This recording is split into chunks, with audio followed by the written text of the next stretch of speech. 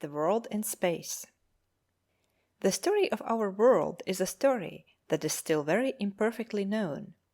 A couple of hundred years ago men possessed the history of little more than the last 3,000 years. What happened before that time was a matter of legend and speculation.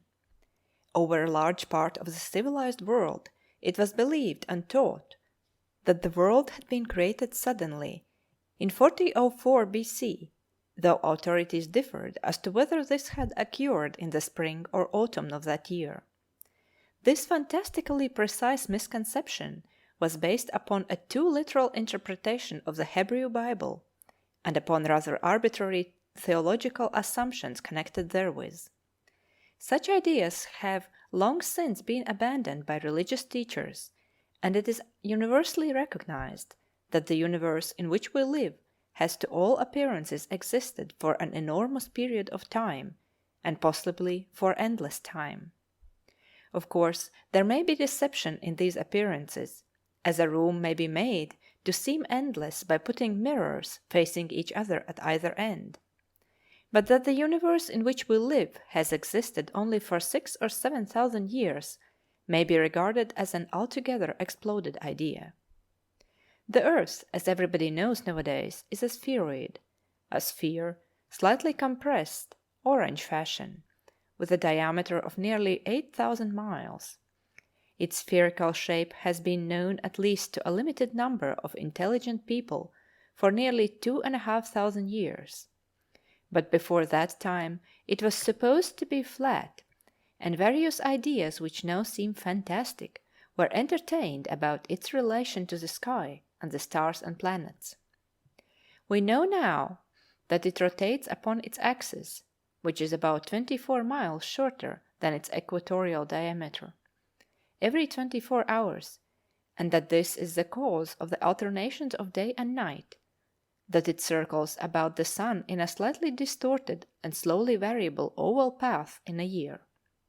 Its distance from the sun varies between 91.5 millions at its nearest and 94.5 million miles. About the earth circles a smaller sphere, the moon, at an average distance of 239,000 miles. Earth and moon are not the only bodies to travel around the sun. There are also the planets, Mercury and Venus, at distances of 36 and 67 millions of miles. And beyond the circle of the earth, and disregarding a belt of numerous smaller bodies, the planetoids, there are Mars, Jupiter, Saturn, Uranus, and Neptune at mean distances of 141, 483, 886, 1,782, and 1,793 millions of miles, respectively. These figures in millions of miles are very difficult for the mind to grasp. It may help the reader's imagination if we reduce the sun and planets to a smaller, more conceivable scale. If, then, we represent our earth as a little ball of 1-inch diameter, the sun would be a big globe 9 feet across and 323 yards away. That is about a fifth of the mile, 4 or 5 minutes walking. The moon would be a small pea 2.5 feet from the world. Between earth and sun there would be the two inner planets, Mercury and Venus, at distances of 125 and 250 yards from the sun. All round and about these bodies there would be emptiness until you came to Mars, 175 feet beyond the earth, Jupiter nearly a mile away, a foot in diameter, Saturn a little smaller, 2 miles off, Uranus 4 miles off, and Neptune 6 miles off. Then nothingness, and nothingness except for small particles and drifting scraps of attenuated vapor for thousands of miles.